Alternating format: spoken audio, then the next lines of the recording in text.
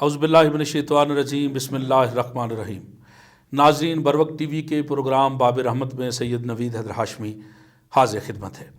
آج ہمارے ساتھ اسٹوڈیو میں موجود ہیں ممتاز دانشور، شاعر، ادیب جناب پروفیسر صدف چنگیزی صاحب۔ جناب صدف چنگیزی صاحب، ہم آپ کو اپنے اسٹوڈیو میں خوش آمدید کہتے ہیں۔ تو یہ بڑی مولا کائنات کو اس دن کا انتظار تھا، اور اس دن آپ کو جو ہے وہ ضربت لگی، اور وہ بھی حالت سجدہ میں، اور آپ نے کہا کہ فزتو برب کعبہ، رب کعبہ کی قسم آج علی کامیاب ہو گیا۔ تو حضرت علی کو اس رات کا انتظار تھا، وہ رات جو رسول پاک نے بشارت بھی دی تھی آپ کو اس رات کی۔ تو اس حوالے سے تھوڑا سا ہمارے ناظرین کو آگاہ کیجیے۔ ماشاء اللہ، بسم اللہ الرحمن الرحیم۔ نوید بھائی، یہ حیرت انگیز مسائل ہیں کہ عشرہ آخر جو رحمت ہے، اور اللہ کہتا ہے کہ میں اپنے بندوں کو بے شمار معاف کر کے جنت میں بھیج دوں گا۔ صرف بات یہ ہے کہ وہ بیداری اور فراق کی اس راتوں میں وصال کو تلاش کرے، اور جب اس نے اس رات کو تلاش کر لیا تو اس رات میں اس کا جاگنا، اس کا اونگنا، اس کا پانی پینا، اس کا یاد کرنا، یہ سب چیزیں فائدے میں ہیں۔ مطلب اس میں ایک عجیب حکمت ہے کہ ایک ایسی قسم کی رحمت گردش کرتی ہے کہ آپ اس رحمت میں جو چیز بھی آپ کھاتے ہیں اس کے حسنز اور اس کی خوشبو آپ کے اندر داخل ہوتی ہے، سبحان اللہ۔ جس طرح سے خوشبو ہے۔ یعنی کھانا اگر نیت کے ساتھ کھائے، اچھی نیت کے ساتھ، یعنی جو بھی عمل کرے نیت کے ساتھ، اچھی نیت کے ساتھ کرے تو وہ ثواب میں شامل ہو جائے۔ مسئلہ یہ ہے کہ آپ کے جس طرح آپ پھول کی خوشبو، رحمت سمجھ لیجئے پھول کی خوشبو ہے، آپ پھول کی خوشبو میں جب بیٹھ جائیں گے، خوشبو کو جب محسوس کریں گے تو آپ کو بدبو کو محسوس کرنے کی ضرورت نہیں، خود خوشبو بدبو کو محسوس کرے گی۔ یہ حیرت انگیز معاملہ ہے۔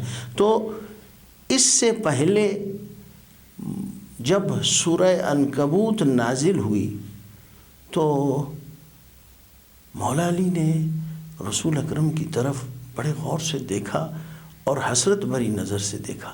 کہتے یا رسول اللہ، اس آیت میں تو شہادت کا ذکر ہے یا اثار اس لیکن یہ تو اولون کے ساتھ یہ تو ختم ہو گیا سارا سلسلہ۔ جن کو درجے ملنے تھے تو وہ تو مل گئے۔ میں پوری زندگی ہر جنگ میں صف اول میں رہتا تھا کہ مجھے شہادت نصیب، مگر شہادت مجھے نصیب نہیں ہوئی، اللہ نہیں چاہتا تھا۔ تو لیکن اس میں حیرت انگیز طور پر جب اس کی آیت سنائی گئی، پہلی دوسری آیت، اللہ عجیب لہجے میں بیان کر رہا ہے کہ اے مسلمانوں، تم نے یہ سمجھ رکھا ہے کہ تم نے کلمہ پڑھا اور بخش دیے جاؤ گے؟ کبھی نہیں۔ خدا کی قسم، میں تمہارا امتحان ضرور لوں گا، اور خدا یہ چاہتا ہے کہ جھوٹے اور سچے کو جدا جدا کرے۔ جب یہ آیت ہوئی تو مولا علی نے پھر کہا کہ اے علی، میں تجھے بشارت دیتا ہوں کہ تو شہادت پائے گا۔ کیا کہنا؟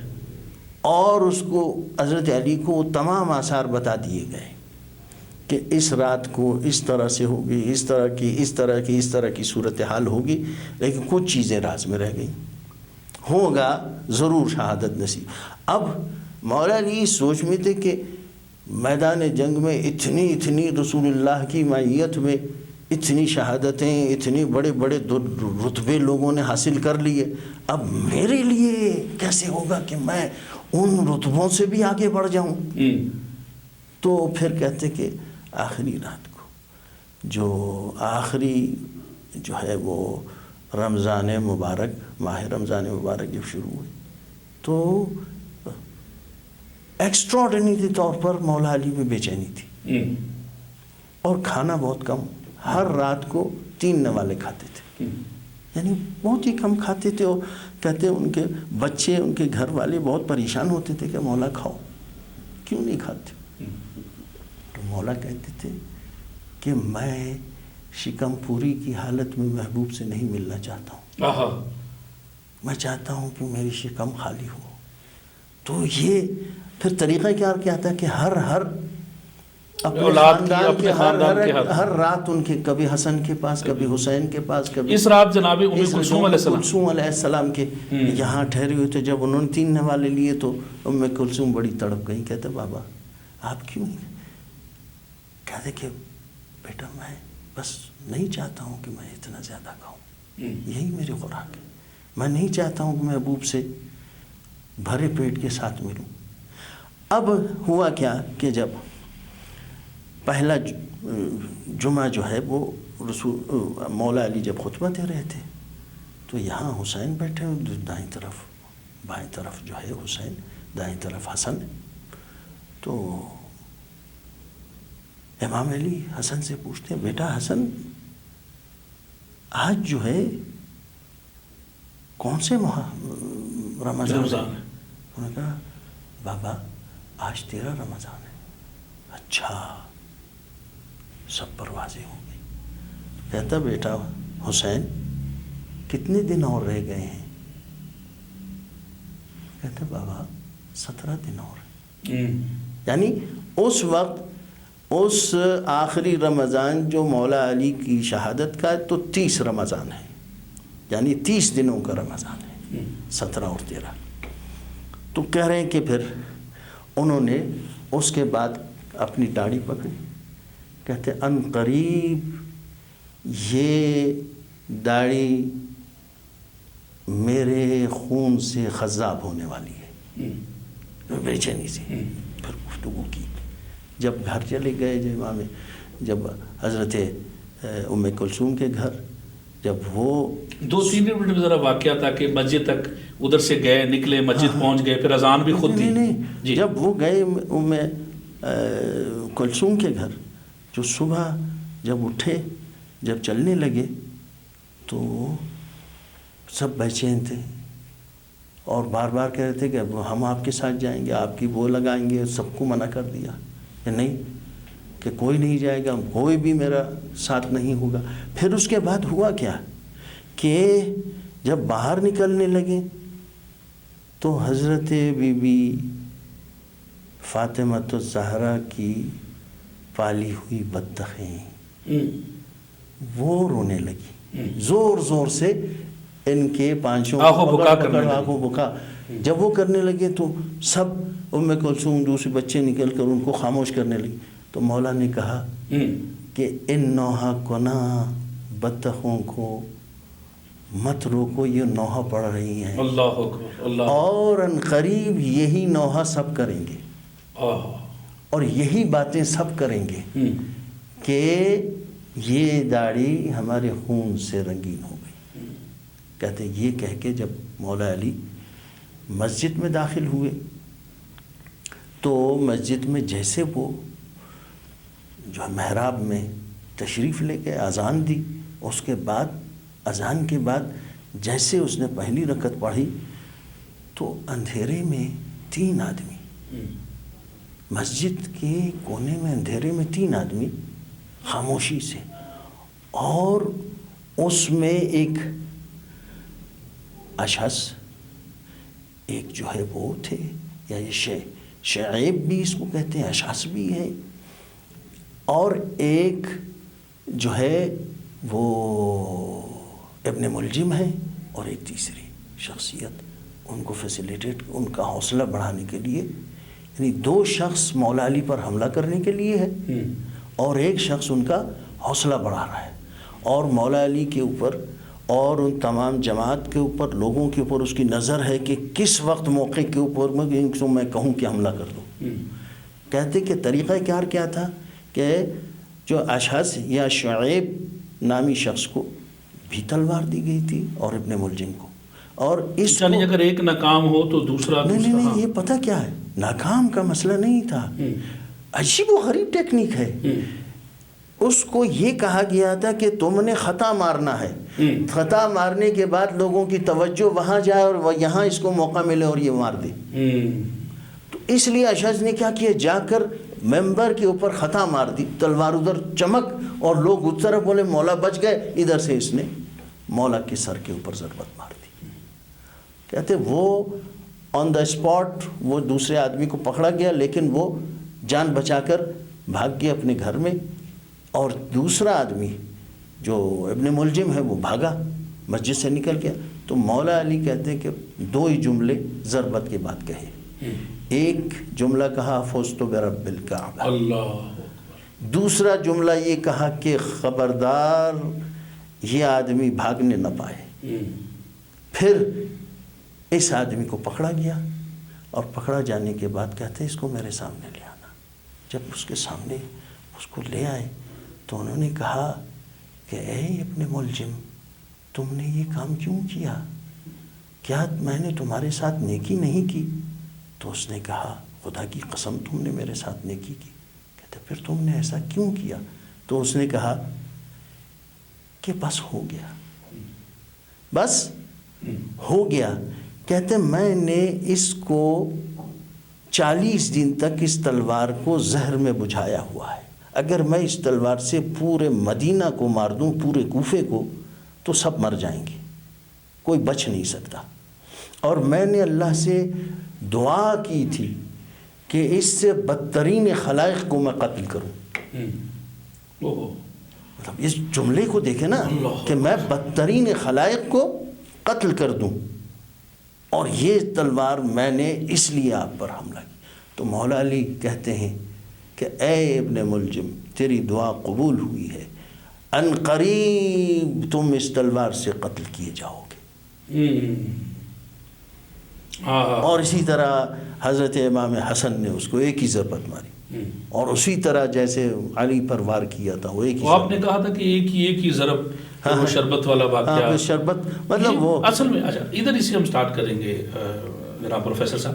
اچھا ابن ملجم کا جو تاریخ میں مختلف جو آرا ہیں یا ان کے واقعات ہیں، ابن ملجم کے حوالے سے ایک تاریخ یہ کہتی ہے کہ یہ جناب علی علیہ السلام کا ساتھی تھا، اور جنگ صفین میں یہ ساتھ رہا. ٹھیک ہے. اور اس کے بعد اس نے جب فتح ہو گئی تو اس کے بعد اس نے اجازت مانگی کہ جی یہ خبر کوفہ میں سب سے پہلے جا کے میں دوں گا. ٹھیک ہے جی، ایک روایت کے مطابق. اچھا کہ جی میں دوں گا. پھر یہ وہاں گیا اور وہ گزرا تو وہ جو عورت والا واقعہ ہے، ہاں جی کہ جی عورت وہ بڑی حسین و جمیل تھی، اس کی نظر پڑی اور اس نے پھر جا کے اس سے بات کی کہ جی میں تم سے شادی کرنا چاہتا ہوں. اور اس نے وہ 3 شرائط رکھی کہ جی یہ اور ہاں جی خون. اس میں ایک شرط جو بنیادی شرط یہ تھی کہ یہ جو ہے کیونکہ اس کے بھائی اور والد کو مارا تھا حضرت علی نے، تو یہ میں بدلہ لینا چاہتی ہوں، تو اگر تم یہ کر لو تو پھر میں. تو یہ بھی ٹھیک ہے روایت. اس کی وجہ یہ ٹھیک اس لیے کہ یہ خارجیوں میں سے ہے. یعنی ابن ملجم خوارج ہے، خوارج میں سے ہے. اور یہ باقاعدہ طور پر 3 آدمیوں نے یہ اپنے ساتھ انہوں نے باقاعدہ پلاننگ کی تھی کہ ایک جو ہے معاویہ پہ حملہ کرے گا، ایک وہاں پہ جو ہے مصر میں حملہ کرے گا، ایک علی پر. یہ تینوں کو قتل کریں گے تو اسلام میں ہو جائے گا.